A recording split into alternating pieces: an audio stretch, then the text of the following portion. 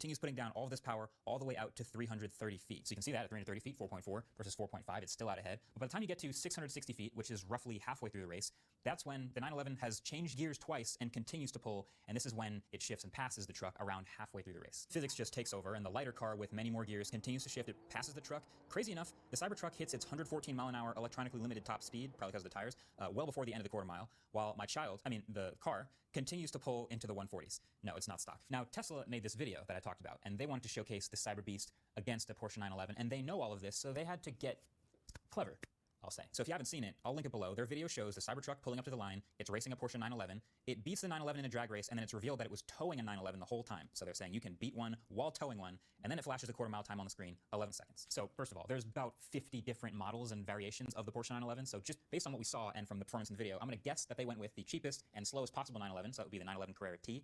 It's a manual transmission. It does 0 to 60 in around 4.3 seconds. So now the Cybertruck with its 2.6 seconds 0 to 60 has a massive advantage, and so they're able to handicap it by having it tow the 911 like 3,000 pounds. Okay. So then they run the race, and if you watch the video, they run it out to this yellow mark right here, which it turns out is actually the halfway point of the drag strip. So shout out to Engineering Explained for doing the math on this one. I'll leave the video below, but it turns out the Carrera T, thanks to its gearbox, is still eventually faster than a Cybertruck, especially if it's towing 3,000 pounds. But it's really an 1/8 mile race that they're showcasing here, and then they quote the quarter mile time at the end as if they ran a quarter mile race. But as we've learned today, quick, fast. People will point out that difference, but I'll let it slide. It's just a drag race. It's fun. It's not that huge of a deal. But I will say, if you can, from stoplight to stoplight, be just as quick as basically any other car in a 7,000 pound truck, that's incredible. That's hilarious. That's really fun. But hopefully at least now you understand why I'm saying performance is a bit overrated. It's more of a one-trick pony in a straight line. Now that one trick is very fun and very appealing to certain people. There are people every day who pick the F-150 Raptor over the F-150 for stuff like this, but then you get to a turn and it's a truck again. But also one more thing I just want to highlight, again, in our best run, we got 10.995 seconds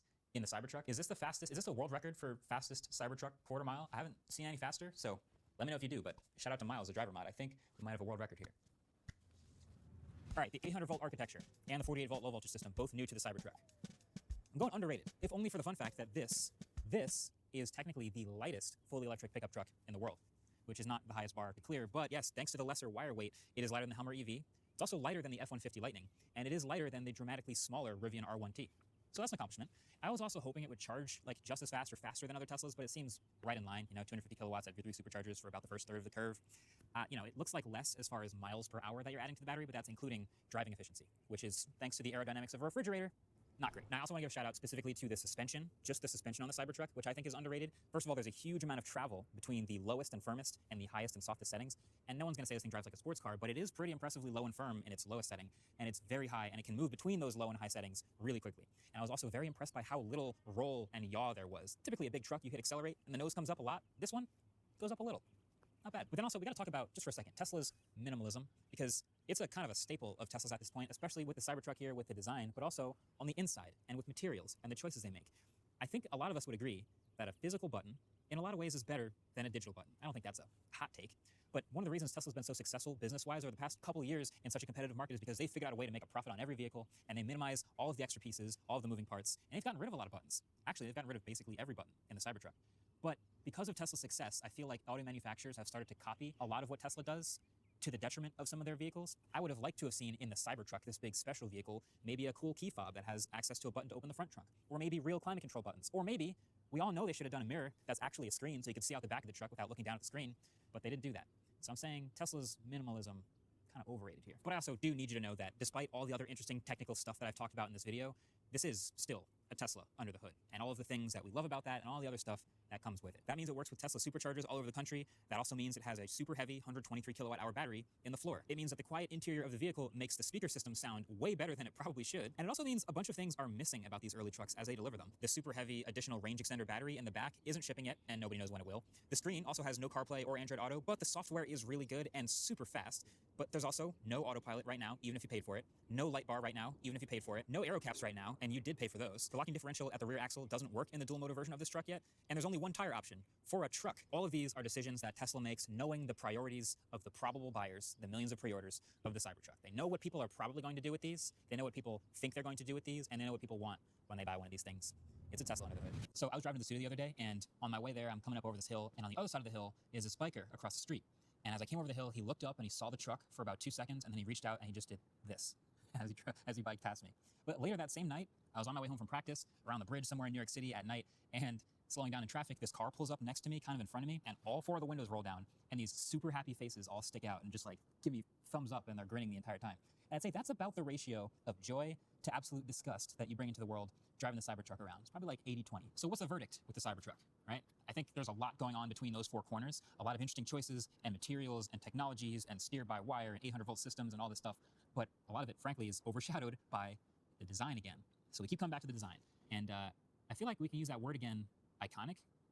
I would say as a product person, I do think this is already an iconic design. Now that comes with a lot of baggage. I feel like when you say that word, it's kind of like joining the rare air of like the bedroom poster of on some kid's wall. It's like the Lamborghini Countach or the Bugatti Veyron or something like a Tesla Cybertruck. But the thing about those iconic cars is they're also almost always rare. And that's the thing. It's like if you saw a Bugatti Veyron on the street, that's probably the only Bugatti Veyron you're going to see on the street for a long time. There's not that many Lamborghini Countaches out on the world. Now, the Cybertruck today is super rare. And there's all these articles about, celebrities driving them around. And when you see one, it's an event. That's why people are reacting the way they are. It's probably because it's the first time they're ever seeing one. But the Cybertruck is slotted to be mass produced.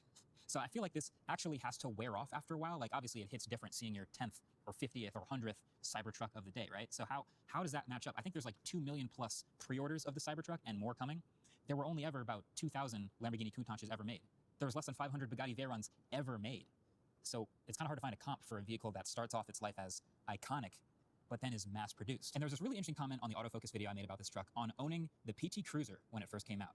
And I wasn't really old enough to remember this, so I'm purely taking their word for it, but apparently it was a crazy enough design that it got a lot of attention when it first started being made. It's a weird shape, had some odd material choices and all that, but eventually Chrysler made over 1 million PT Cruisers. So now we know exactly how cool the PT Cruiser is.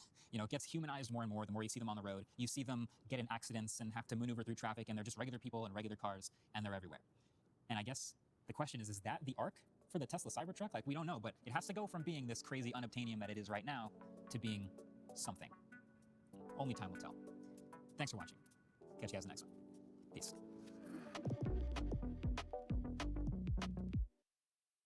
Hey, it's Mr. Slav here. Now we will see in this list the worst medieval ways of torture.